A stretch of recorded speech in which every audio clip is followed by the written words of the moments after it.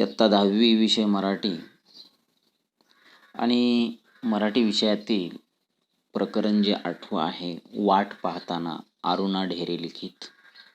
हा पाठ अत्यंत मनाला एक प्रकारे चांगल्या प्रकारे आपल्याला या ठिकाणी एक शिकवण देणारा पाठ असं म्हटलं तरी वावगं ठरणार नाही.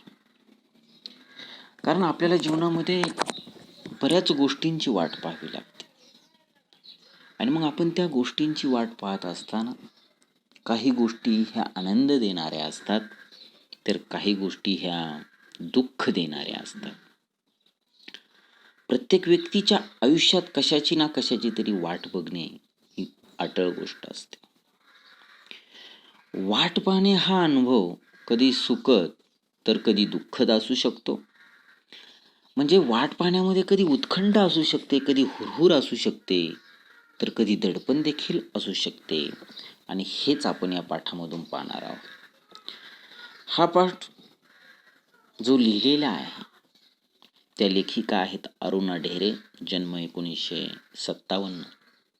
आपण त्यांचा या ठिकाणी छोटासा परिचय करून घेणार आहोत आणि त्यानंतर पाठाला सुरुवात करणार आहोत. प्रसिद्ध कवित्री, कथालेखिका, संशोधक, समीक्षक, कथा, कादंबरी, ललितलेख, आस्वादक समीक्षा, संशोधनपर लेखन असे त्यांनी विविधांगी लेखन केले आहे. काव्यात्मकता आणि मानवी नात्यांचा शोध ही त्यांच्या ललित साहित्याची वैशिष्ट्ये आहेत. त्यांचे प्रारंभ, यक्षरात्र, मंत्राक्षर, निरंजन, जावे जन्माकडे हे कविता संग्रह, कृष्णकिनारा, अज्ञात झऱ्यावर हे कथासंग्रह, रूपोत्सव हा स्फुट लेख संग्रह, मैत्री ही कादंबरी, नागमंडल, लोकसंस्कृतीची रंगरूपे, विस्मृती चित्रे हे संशोधनात्मक समीक्षात्मक लेखन प्रसिद्ध आहे. प्रत्येक व्यक्तीच्या आयुष्यात कशाची ना कशाची तरी वाट बघणे ही अटळ गोष्ट असते आणि प्रस्तुत पाठात लेखिकेने वाट पाहणे या गोष्टीचे अनेक विविध पैलू उलगडून दाखवलेले आहे. वाट पाहणे अनुभव कधी सुखद असू शकतो तर कधी दुःखद असू शकतो. त्यात कधी उत्कंठ हुरहुर असते तर कधी दडपण असते आणि हे या पाठातून लक्षात येते. म्हणजे लेखिका जीवनामध्ये बालपणापासून कशाची वाट पाहत होती, त्याचप्रमाणे त्यांनी जीवनामध्ये असे वाट पाहण्याचे काही प्रसंग या ठिकाणी आपल्याला सांगितलेले आहेत आणि ते आपल्या मनाला भेडसावून जाणारे किंवा एक प्रकारे आपल्याला शिकवून जाणारे प्रसंग आहेत आणि आपण हे या पाठामध्ये पाहणार आहोत. लेखिकेचं बालपण जात असताना लेखिका कशाची वाट बघायची ते आपण या ठिकाणी पाहणार आहोत. तर पहा, होळीनंतर थंडी झपाट्याने कमी होत जायची आणि आंब्यावर मोहर नुसता घमघमत असायचा. परीक्षा तोंडावर आलेली असायची. मोकळ्या अंगणात आथरून पडायची ती सुट्टी लागल्यावर. पण मार्च एप्रिलमध्ये आम्हाला गॅलरीत झोपायला मिळायचं. आता सर्वांना माहिती आहे, होळी संपल्यानंतर थंडी काय होत असते, कमी होत असते आणि त्याच वेळेस आंब्यावर एक प्रकारे काय होत असतात, मोहर येत असतात आणि मोहरांचा वास नुसता आपल्या नाकामध्ये काय होत असतो, घमघमत असतो. परीक्षा तोंडावर आलेली असायची आणि त्या काळामध्ये लेखिका म्हणते की मी लहानपणी जेव्हा आंब्यावर मोहर आलेले असायचे त्यावेळेस परीक्षा तोंडावर आलेल्या असायच्या, परीक्षांचा काळ असायचा आणि आम्ही त्या काळामध्ये म्हणजे उन्हाळा एक सुरुवात होत होती आणि त्या उन्हाळ्यामध्ये आम्ही अंगणात झोपण्यासाठी अंथरूण त्या ठिकाणी काय करायचो, टाकायचो. पण मार्च एप्रिलमध्ये आम्हाला गॅलरीत झोपायला मिळायचं आणि लेखिका म्हणते आमच्या घराच्या गॅलरीमध्ये आम्ही मार्च एप्रिलमध्ये बाहेर काय करायचो, त्या गॅलरीमध्ये झोपायचो. रात्रीचे मौगार हात अंगावर फिरायला लागले की झोपेची गडद चाहूल यायची. डोळे मिटताना मनात एकच संदेश जागा व्हायचा, उद्या कोकिळेचं कुहू ऐकू येईल का बघू हम. पहाटे गाढ झोपेत असताना तो कुहू आवाज कानावर यायचा आणि त्या आवाजाची वाट पाहण्याचं सार्थक होऊन जायचं. म्हणजे पहा, लेखिका रात्री झोपत असताना कशाची वाट पाहायची, तर रात्री झोपत असताना तिच्या मनामध्ये एक यायचं की उद्या कोकिळेचा आपल्याला काय येणार आहे, आवाज येणार आहे. आणि तो आवाज येतो की नाही ते आपण काय करणार आहोत, पाठे पाठे पाहणार आहोत. आणि बरोबर उद्या कोकिळेचं कुहू कुहू ऐकू येईल का, बघू. पहाटे पहाटे गाढ झोपेत असताना तो लेखिकेला कुहू कुहू आवाज कानावर यायचा आणि त्या आवाजाची वाट पाहण्याचं सार्थक होऊन जायचं. म्हणजे लेखिका झोपेत असताना ती कशाची वाट पाहत आहे, तर पहाटे पहाटे कोकिळा काय करेल, आवाज काढेल आणि तो कुहू कुहू हा आवाज माझ्या कानावर पडेल याची वाट लेखिका तेव्हा तिच्या बालपणी बाहेर गॅलरीत झोपल्यानंतर पाहत असायची. आता त्यानंतर सुट्टीची वाट पाहणं तर तेव्हापासून सुरू झालेलं असायचं. अभ्यासाचा आळस नसायचा, पाठांतर आवडायचं, नेमलेली पुस्तकं गोष्टीच्या पुस्तकांइतकीच परत परत आवडीनं वाचली जायची. पण अभ्यासाचं वही पुस्तक जरा बाजूला झालं रे झालं की सुट्टीची आठवण उसळी मारून वर यायची. ते अंगणातलं हजारी मोगऱ्यांचं झाड, शनिवार वाड्यात सकाळी सकाळी जाऊन वेचून आणलेली बकुळीची फुलं, माठातलं वाळा घातलेलं पाणी, आई आत्यांची कुरड्या पापड्यांची घाई, अंगणभर पडणारी वाळवणं, कैरीची डाळ आणि पन्नं, कधीमधी घरची परवानगी मिळाल्यावर चोखायला मिळणारे बर्फाचे गोळे, ऊसाचा ताजा रस आणि मुख्य म्हणजे खूप खूप गोष्टींची आणि कवितांची नवी पुस्तकं. सुट्टीची किती वाट पाहत असू आम्ही. म्हणजे लेखिकेला उन्हाळ्यामध्ये आपली परीक्षा झाल्यानंतर ती कशा कशाची वाट पाहण्यामध्ये या ठिकाणी दंग असायची हे आपण या ठिकाणी पाहणार आहोत. तर लेखिका म्हणते की सुट्टी लागायच्या अगोदर आमची परीक्षेचा कालावधी असायचा, परंतु लेखिकेला कधीही अभ्यासाचा आळस नव्हता. तिला पाठांतर करायला खूप आवडायचं. मग नेमलेली पुस्तकं गोष्टींच्या पुस्तकांइतकीच परत परत आवडीनं ती काय करायची, वाचायची. अभ्यासाचं वही पुस्तक म्हणजे परीक्षा संपल्यानंतर वही पुस्तक जरा बाजूला झालं रे झालं की सुट्टीची आठवण लेखिकेला यायची. आणि मग परीक्षा संपल्यानंतर ती वाट कशाची पाहायची, तर सुट्टी लागण्याची. आणि मग सुट्टी लागल्यानंतर अंगणातलं हजारी मोगऱ्यांचं झाड.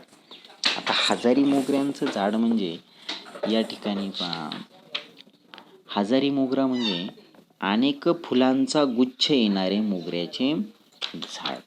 मग त्या अंगणातलं हजारी मोगऱ्याचं झाड, शनिवार वाड्यात सकाळी सकाळी जाऊन वेचून आणलेली बकुळीची फुलं, माठातलं वाळा घातलेलं पाणी, आई आत्यांची कुरड्या पापड्यांची घाई, अंगणभर पडणारी वाळवणं, हे उन्हाळ्यामध्ये सगळं चालू असतं आणि हे आपल्याला देखील माहीत आहे.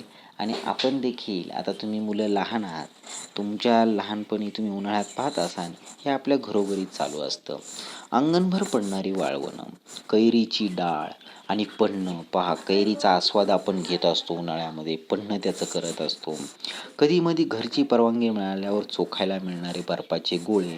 आणि कधी कधी रस्त्यालगत आपण बर्फाचे गोळे देखील घ्यायला काय करत असतो, जात असतो, कारण आपल्याला लहानपणी ते खूप काय होत असतात, आवडत असतात. तशा प्रकारे लेखिका या ठिकाणी तिच्या लहानपणी जे करायची ते आपल्याला या ठिकाणी सांगत आहे. ऊसाचा ताजा रस, कधी कधी तिला ऊसाचा ताजा रस घ्यावासा वाटायचा, ती घ्यायची. मुख्य म्हणजे खूपच खूप गोष्टींची आणि कवितांची नवी पुस्तकं. आणि सर्वात महत्त्वाचं म्हणजे लेखिकेला कवितेंची भरपूर पुस्तकं आवडायची आणि ती कवितेंची नवीन नवीन पुस्तकं त्या ठिकाणी वाचण्याचा प्रयत्न करायचे. आणि सुट्टीची किती वाट पाहत असू आम्ही. म्हणजे अशा प्रकारे ह्या गोष्टी करण्यासाठी लेखिका प्रामुख्याने कशाची वाट पाहायची, सुट्टीची वाट पाहायची. कारण बालपणी तिच्या ह्या गोष्टी करण्यास ती काय होत असे, दंग होत जात असे. आमच्या भल्या मोठ्या वाड्यात पुष्कळ बिऱ्हाडं असली तरी अख्ख्या वाड्याला मिळून असलेला एक चौथा मजला म्हणजे माळाच होता. सुट्टीची वाट पाहताना माळ्यावर जाऊन पुस्तकांच्या गराड्यात बसण्याच्या अद्भुत कल्पनेनं अगदी आतून मन फुलू नये. पुस्तकांची वाट पाहण्यात एक गंमत होती. एक वेगळंच जग तिथे भेटत होतं. न पाहिलेले देश, न पाहिलेली माणसं, न अनुभवलेले प्रसंग, अनोळखी तरी पण आपले वाटणारे, ओळखीचे धागे जुळणारे, न जुळणाऱ्या गोष्टीसुद्धा किती थक्क करणाऱ्या.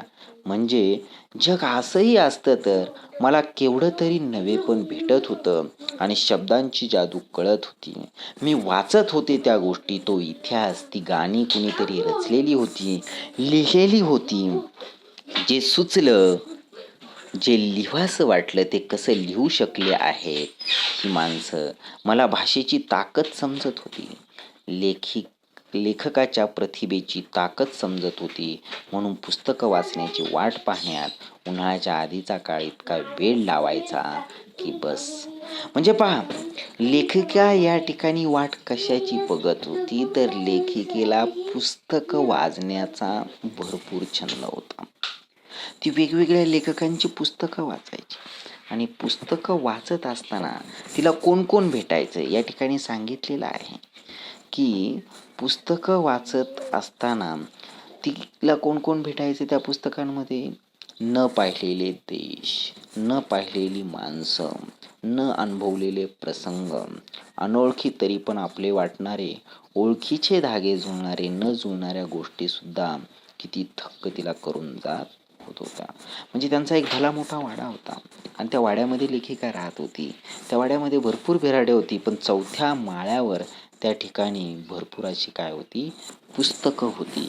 त्या ठिकाणी पुस्तकांचा आपल्याला काय दिसून येतोय, गराडा. गराडा म्हणजे काय, गर्दी करून घातलेला मेळा. त्या ठिकाणी भरपूर पुस्तकं, लेखिका त्या ठिकाणी पुस्तकं वाचायला जायची आणि त्यामुळे तिला वेगवेगळ्या गोष्टी त्या ठिकाणी समजत होत्या किंवा अनुभवायला येत होत्या. त्या ठिकाणी तिला कोणत्या गोष्टी वाचनातून भेटत होत्या, मी सांगितलं की न पाहिलेले देश, न पाहिलेली माणसं, न अनुभवलेले प्रसंग, अनोळखी तरी पण आपले वाटणारे, ओळखीचे धागे जुळणारे, न जुळणाऱ्या गोष्टी सुद्धा किती थक्क करणाऱ्या. म्हणजे जग असंही असतं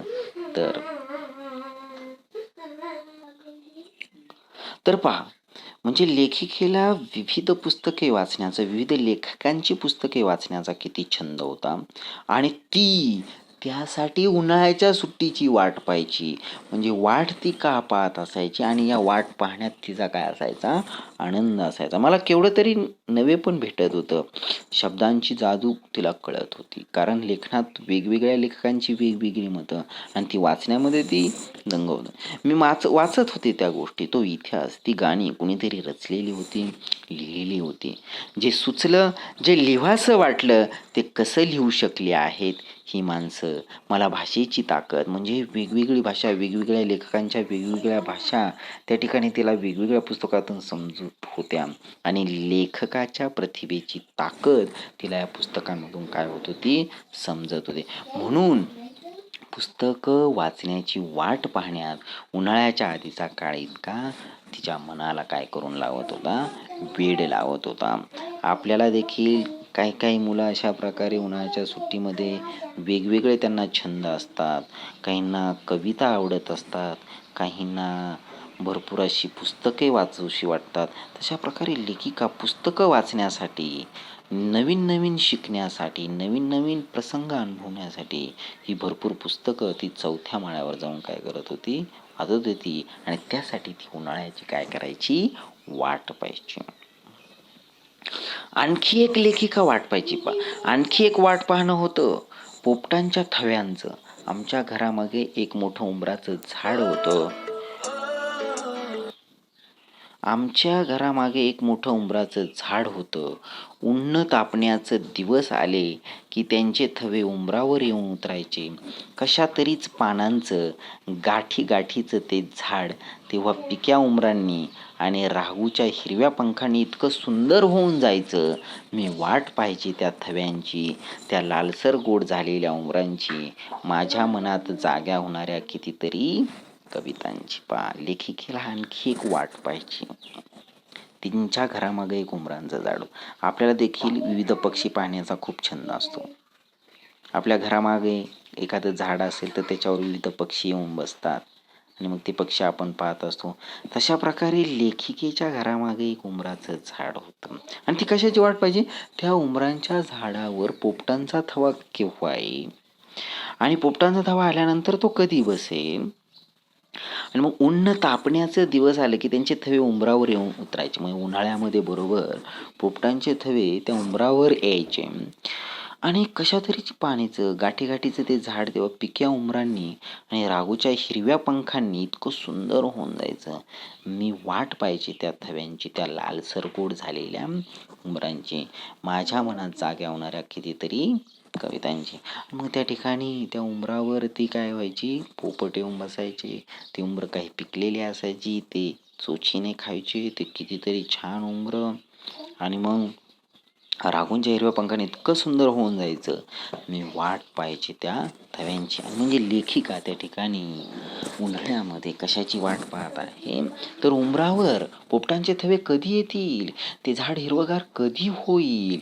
आणि त्या लालसर गोड झालेल्या उंबरांची माझ्या मनात त्यावेळेस कितीतरी कवितांची त्यावेळेस आठवण येऊन जात होती. अशा प्रकारे लेखिका लहानपणी हिवाळा संपल्यानंतर कशा प्रकारे कोणकोणत्या गोष्टींची वाट पाहत आहे ते आपण या ठिकाणी पाहत आहोत. या ठिकाणी आपण थांबणार आहोत. यानंतर उर्वरित पाठ जो आहे तो पुढील तासाला पाहणार आहोत. पाठ अत्यंत छान आहे आणि आपल्या मनाला स्पर्श करून जाणारा आहे आणि त्यातून काहीतरी घेण्यासारखा असा पाठ आहे. हा पाठ पुढील तासाला आपण पाहणार आहोत. या ठिकाणी थांबूया.